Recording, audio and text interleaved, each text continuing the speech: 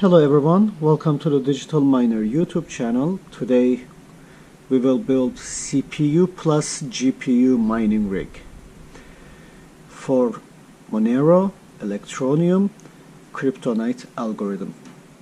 For this build today we will use Ryzen 7 1800X, AMD RX 560 series 4 gigabit, Asus Prime X370 Pro motherboard for Ryzen 7, and CPU fan. Ryzen 7 doesn't come with stock fan, so you have to buy a CPU fan. 8 gigabit RAM for 2666 megahertz. 850 watt EVGA G2 power supply, 64 gigabit SSD card for Windows, surge protector,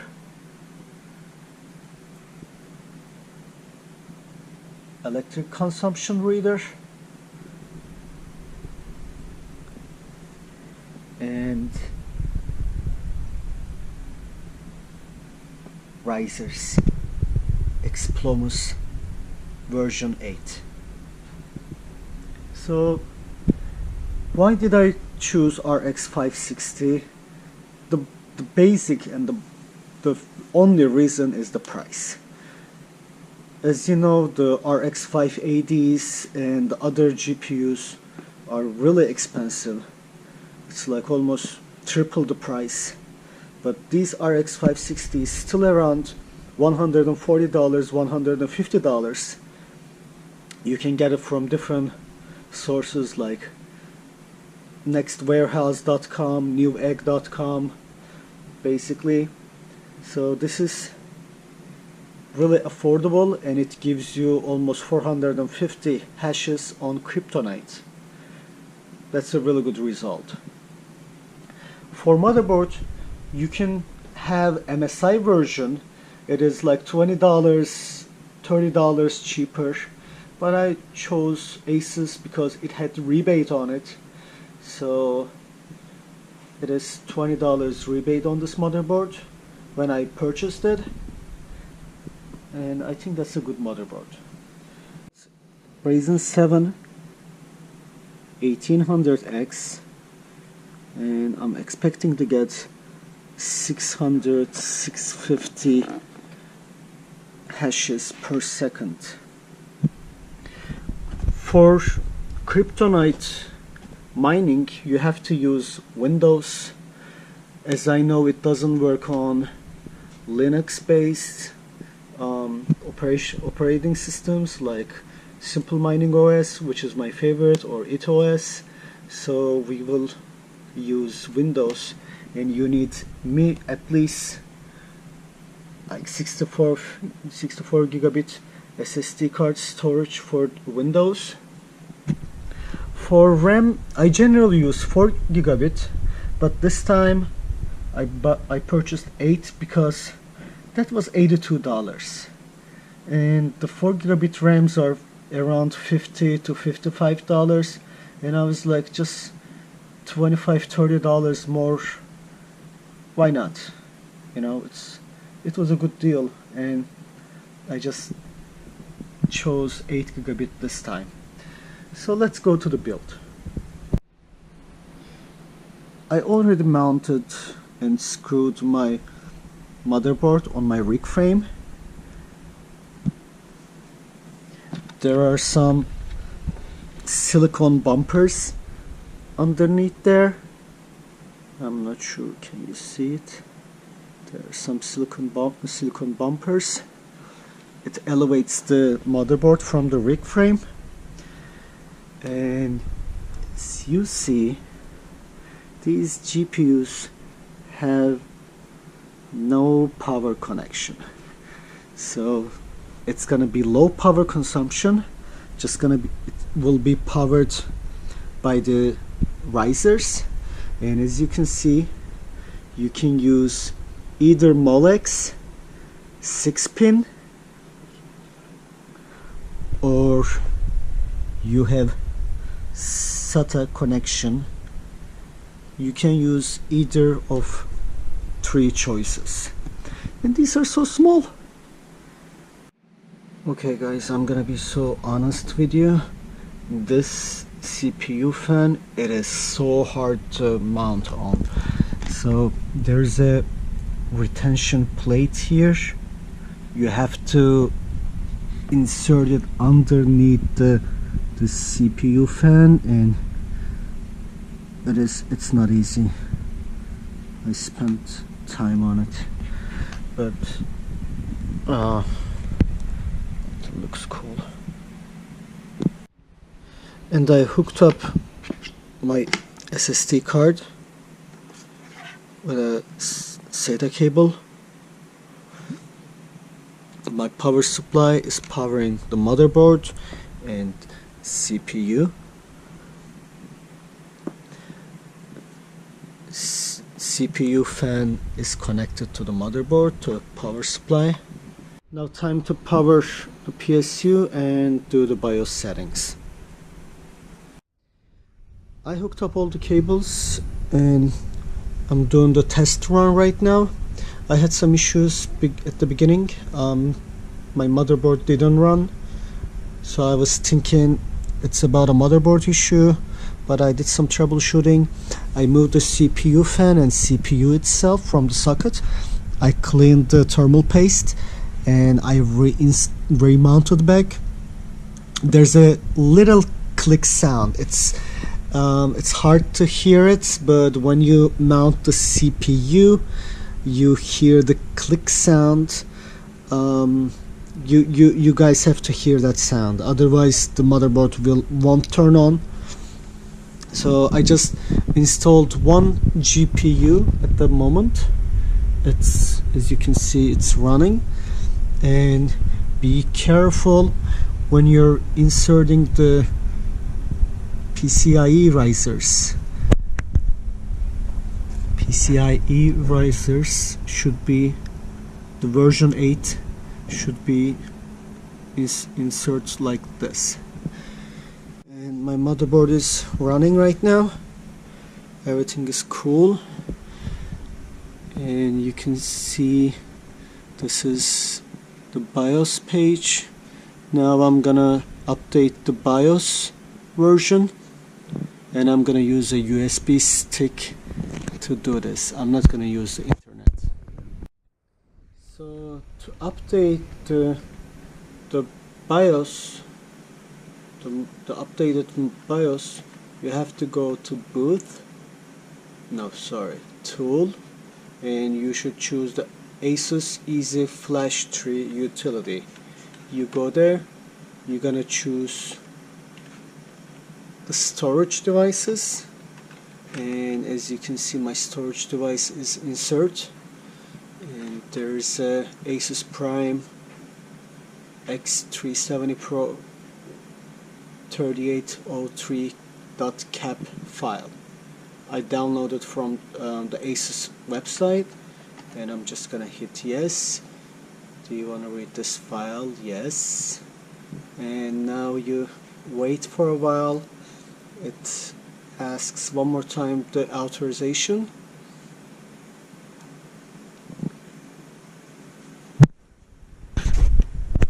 And do you really want to update the BIOS? And I will say yes. Now it's updating.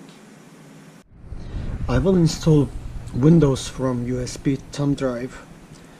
I use the Windows creation tool to create ISO file with thumb drive, and on the BIOS settings I chose boot from USB. Now Windows asks me for the product key. I'm just gonna skip it. I will choose Windows 10 Pro.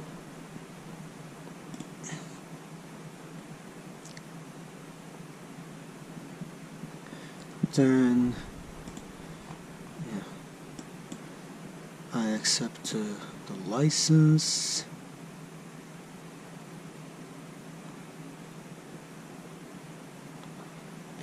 and I will choose, let's see,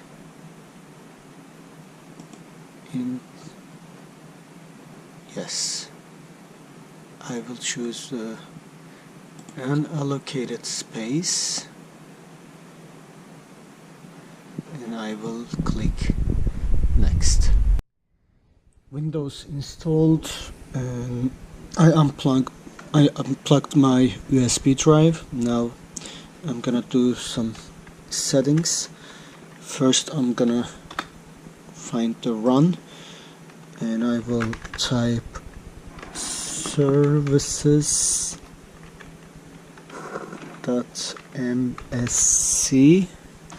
To turn off the Windows update, you will scroll all the way down. It's alphabetically, so Windows update is here. You're gonna go right click properties and startup type disable. You're gonna apply and say OK. When you restart, it will be applied new settings. Then you're gonna go to this PC, right click properties, advanced system settings, and advanced. You're gonna hit performance settings and you will choose adjust for best performance. After this, you will go advanced and you're gonna change your virtual memory. You're gonna hit change. You're gonna type it down 16,000 for initial size, 16,000 for maximum size.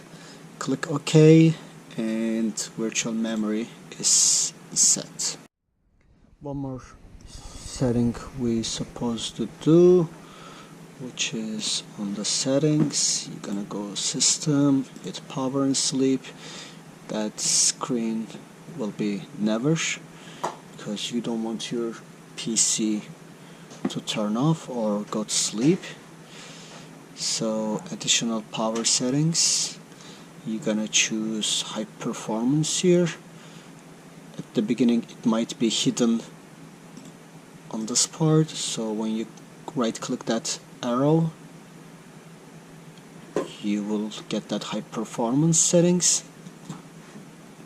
You can afterwards hit the change plan, change advanced power settings, and you can turn off hard disk after setting to 0. That means it will never turn off. And PCI Express link state power management setting to off. Alright folks, I downloaded XMR stack for CPU. It is on GitHub. No, not this one. Check. Yep, this one. XMR stack CPU. You will download the 164 zip file, 125 megabyte. Download it, extract it. It's right here. We will go to the config file. Gonna do some changes here. So it sees my CPUs. Let's copy and paste it here.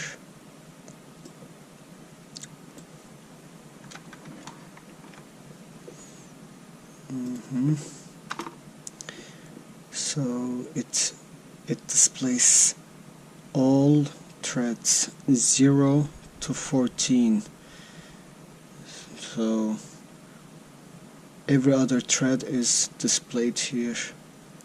Even numbers, all even numbers, to 0 to 14. And let's go down. We're gonna enter the pool address and the wallet address. It tells everything here, should be in form of this, Stratum pools only. And I will go with pool hub, and I will copy the US address. Yep. so it's here. For wallet address, my wallet address is here. I copied and pasted it before. As I told you guys, I got it from Electroneum.com website, the online wallet. And pool password, it says X here. X is fine, and that's X.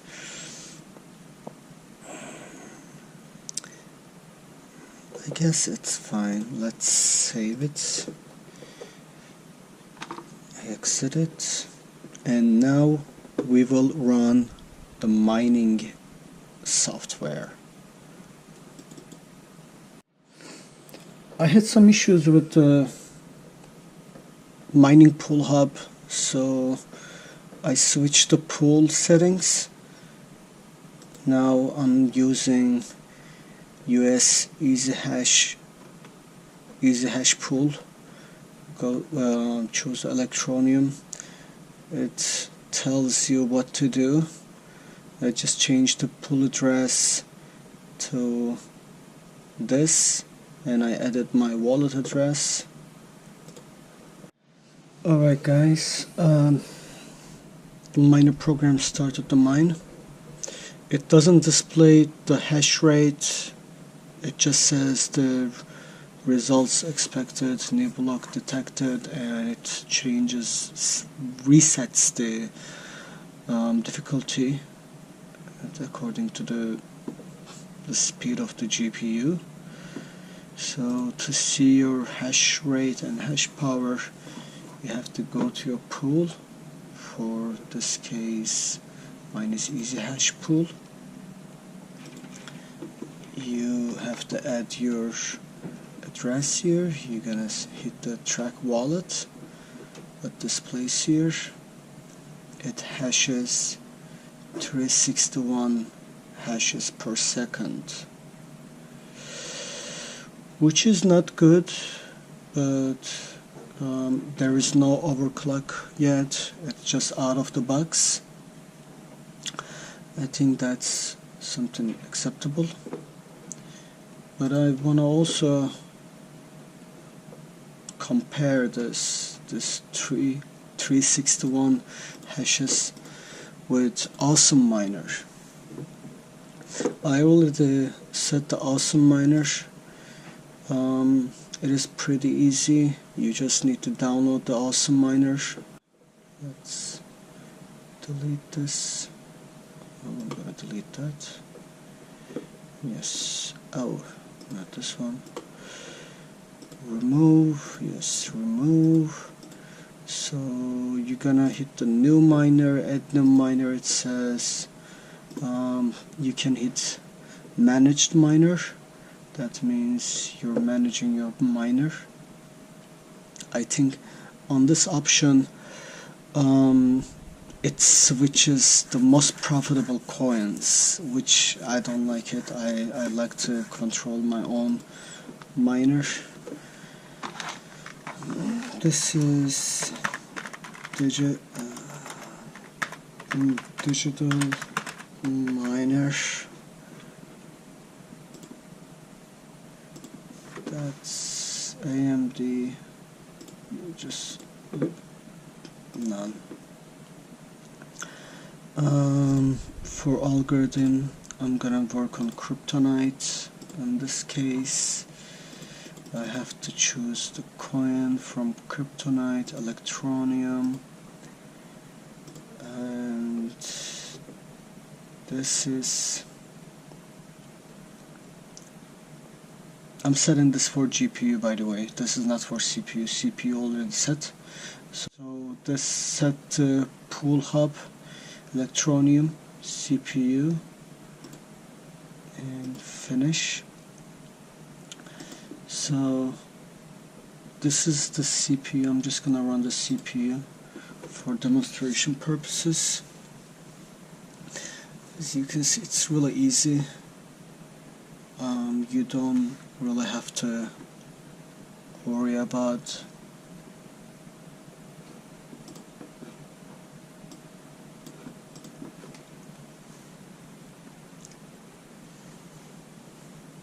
it's mining, and at this certain speed, which is 200 hashes,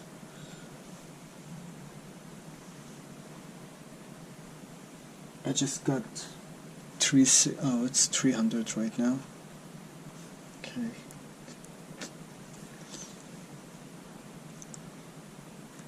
Let's see, is it gonna increase?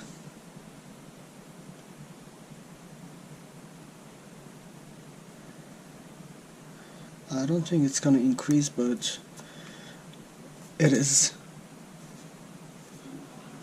lower. It's lower than the previous version before. So you saw it was 360 when we were using XMR stack software, but on the Awesome Miner it's a lot slower. That's why I don't like those miner the platform. These are really easy, but you're losing your hashing power. So I don't like it. If you find it easy and if you say I don't mind, it's okay. But I do mind. So I'm not gonna use it. So as we were running the Awesome Miner, let's see how CPUs work. So this is another miner program for graphic cards, 1 GB and one MSI RX 560. As you can see, it displays here 4 GB RAM. Works, runs smoothly, and I tried it before. It hashes around 300. Yep, it's 300. So the GPU 0 is gigabyte and GPU 1 is MSI. It's pretty similar. I can't say one is better than other out of the box. After I mod the BIOS and do some overclocking, I'm sure it's gonna be a difference between the cards. But right now, I can say they are hashing same. I can easily say that. Let's go back to the Awesome Miner again, and you see I'm hashing at total 870, and it's equal to $2 for today's current prices. Okay guys, I've been working on it quite a while, and I stopped mining on the Awesome Miner. I downloaded Claymore Zcash 11.2 for my GPUs, 2 GPUs. It was before giving around 300 hashes, but after I download and run the Claymore Kryptonite 11.2, I'm having like 20-25 hashes more, like 10 to 15 hashes more on each card. And on the other side, XMR stack CPU is working, but now it's 1200 hashes per second. So I just started it. This is my wallet address. That's the balance that I have right now. 1200 hashes. I have 620, 630 here, so it's almost 570, 580 hashes. Hash power comes from CPU. This is good. This is good. It looks good right now because that estimated $18 per week, the profit, it's not bad. The 3 GPU and 1 CPU, like almost $18 per week. It is good. And I didn't do any overclock yet. I didn't mod the BIOS yet. And after I'm done with those, this hash rate will increase. It will increase. So let's see what we're gonna get after overclock settings and BIOS settings. Finally, I increased my hash rate on the CPU, RX and RX 560s, giving me still the same hash rate. They didn't like the overclocking right now, so I default the overclocking for my GPUs, but my CPU responded positively.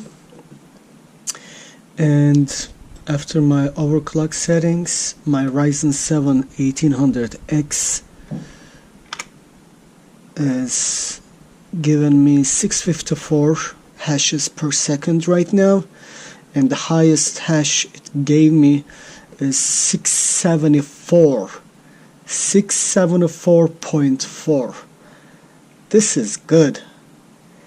And I didn't even push the limits. I can push the limits, and I'm sure I can increase it over 700 hashes per second with CPU. That's amazing. That's really amazing. So let's check the CPU Z. As you see, the core speed is almost 4100 megahertz. I increased the multiplier to 41x, and the core voltage is 1.3384, around 1.4, below 1.4. And also, guys, I'm gonna show you the temperature, so everybody can be safe, because the temperature is 50, just right above the 50 degrees. This is good. I really like this results, and I know there is still a gap to, I don't know where you guys can able to see it, but yeah. Now it looks better. So the core speed is almost 4100. These are good values. So let's close these and check the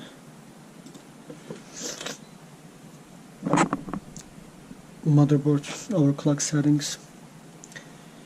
I follow the guidance from Asus. It was official Asus guidance for X370 Pro. It was from JJ. I'm gonna put the link description below. I followed this guidance, and it's totally helped out. So I have the latest version, 3803, and AI Tweaker has those settings. You can increase or decrease the CPU core ratio. I set it to 41. I'm gonna try 42. Let's try 42. Let's do it right now. EPU power saving mode disabled. Here is important, the VDDCR CPU voltage offset, and I set it to 0.03750, and I can increase the DRAM voltage to 1.3. these are overclocking settings and advanced settings. There's not much here.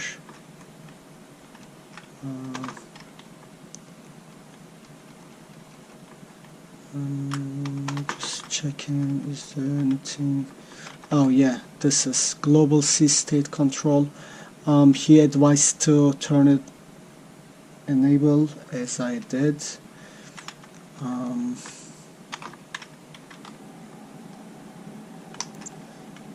So the monitor shows boot, yeah, the fast boot, and enabled the tool.